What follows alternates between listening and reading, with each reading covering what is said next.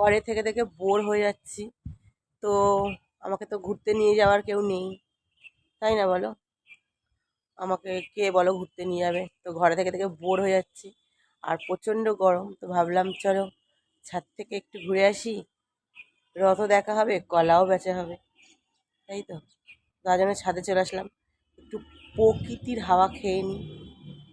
ঘরে পাখার হাওয়া খেতে খেতে